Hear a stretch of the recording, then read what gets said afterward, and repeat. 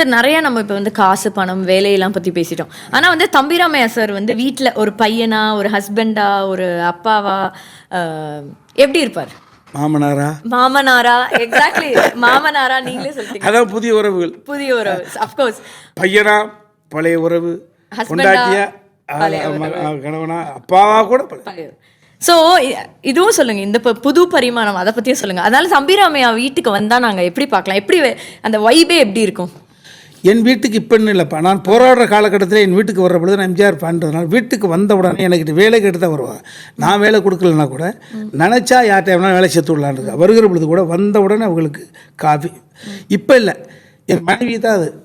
போராடுற காலகட்டத்திலேருந்து, சார் இத்தனை வருஷத்துக்கு முன்னால் வந்திருக்கேன், உங்கள் வீட்டில் தோசை சாப்பிட்ருக்கேன், அண்ணி எனக்கு டீ கொடுத்துருக்காங்க, உங்கள் வீட்டு டீனா என் மனைவி போடக்கூடிய டீக்கு வந்து அப்படி அவர் சொல்கிற பொழுது எனக்கே ஆகா அப்படின்னு. அதானே, அப்போ எதிர்பார்த்து எதுவும் செய்யலைன்றது தானே. எதிர்பார்த்து செய்யவே கூடாது, நீ எதிர்பார்த்து எதுவுமே செய்யக்கூடாது. உன்னை விட வெளியவர்களை நீ வாழ்த்த வேண்டிய அவசியமே கிடையாது. அது எந்த வாசலுக்கு போனால் கூட இழுத்து வச்சு காப்பி டீ கொடுத்துருவான். உன்னை விட எளியவர்களை, சாமானியர்களை பார்த்தவுடன் கட்டிப்பிடிச்சு ஹக் பண்ணுவதும் அவர்களை பசியாற்றுவதும் என்பது மிகப்பெரிய, அதை நான் அறிந்தோ அறியாமலோ செஞ்சுக்கிட்டு இருந்திருக்கேன். அதை நம்மளை உற்சாகம் வச்சிருக்கு நான் நம்புகிறேன்.